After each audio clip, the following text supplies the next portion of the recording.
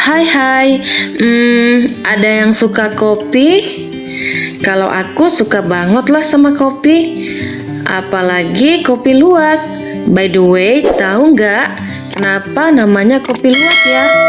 Nah, itu karena kopinya tidak dipanen dari pohon loh teman-teman, melainkan dipanen dari hewan luwak. Ih, kok bisa ya? Nana, tenang-tenang. Hewan luwak kan memakan buah kopi tuh, tetapi bijinya nanti tidak akan tercerna di dalam sistem pencernaan luwak dan akan keluar utuh bersama fesesnya. Nah, teman-teman tenang, karena sebelum dibuat menjadi kopi, dibersihkan dulu kok. Selain dimanfaatkan sebagai kopi luwak, biji kopi yang keluar bersama feses luwak juga masih bisa loh tumbuh dan berkembang menjadi tumbuhan kopi yang baru. Wah, berarti hewan seperti luwak berperan dalam penyebaran biji tumbuhan juga ya. Bukan hanya angin dan air yang dapat menjadi perantara. Penyebaran biji dapat juga terjadi melalui berbagai jenis hewan dan juga manusia dapat turut andil loh dalam penyebaran biji. Kita bahas yuk. Proses penyebaran biji yang dibantu oleh hewan disebut zookori. Zoo berarti hewan dan kori artinya pemencaran. Umumnya, tumbuhan memang memanfaatkan hewan untuk proses penyebaran bijinya melalui buah yang dihasilkannya.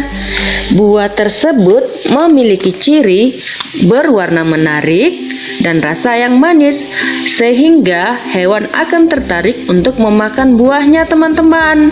Selain itu, tumbuhan yang penyebaran bijinya dibantu oleh hewan juga memiliki biji yang keras, sehingga tidak akan hancur walaupun melalui proses pencernaan. Akan tersebar bersama feses hewan yang mungkin berjarak jauh dengan induk tanamannya. Penyebaran biji yang diperantarai oleh hewan terjadi secara alami di alam ya teman-teman, pastinya. Nah, penyebaran biji dengan perantara hewan atau zookori dapat dibedakan berdasarkan jenis hewannya loh. Yang pertama adalah mamokori. Mamo artinya mamalia dan kori artinya pemencaran. Contohnya penyebaran biji kopi yang dibantu oleh luwak ya. Karena luwak termasuk ke dalam mamalia, maka proses penyebaran bijinya termasuk jenis mamokori ya. Jadi bisa disimpulkan nih, biji kopi punya ciri-ciri bagaimana ya teman-teman?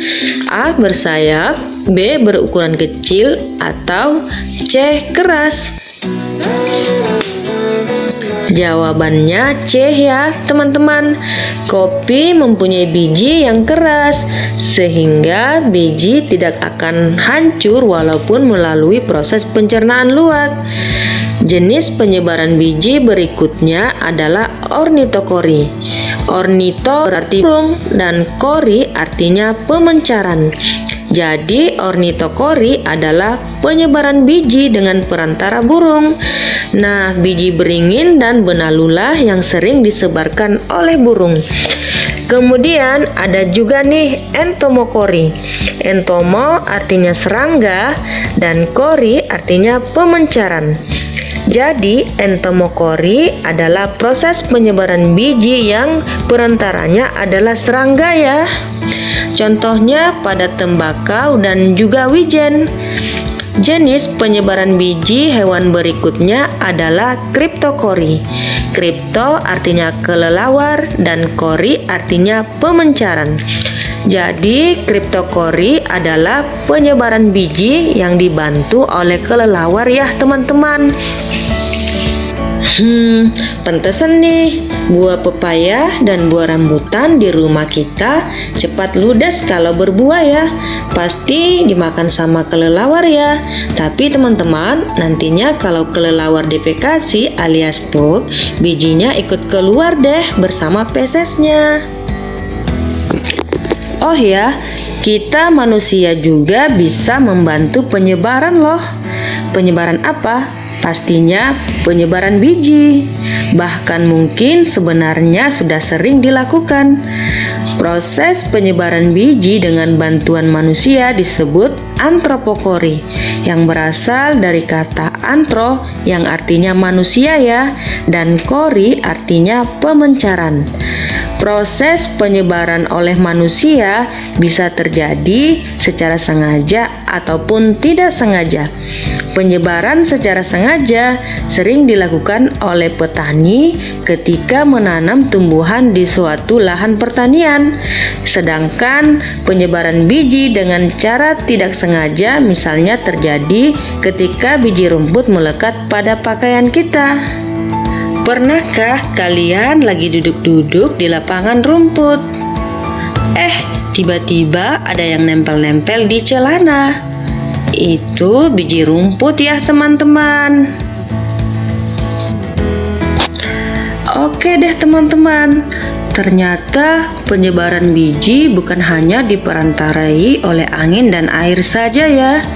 Berbagai hewan diantaranya mamalia, burung, serangga, dan kelelawar dapat membantu dalam penyebaran biji.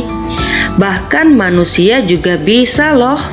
Nah, gak terasa ya, kita sudah selesai membahas tentang reproduksi vegetatif dan juga generatif pada tumbuhan tingkat tinggi. Kalau reproduksi tumbuhan tingkat rendah, bagaimana ya? Kita pelajari yuk. Tapi di video selanjutnya ya. See you.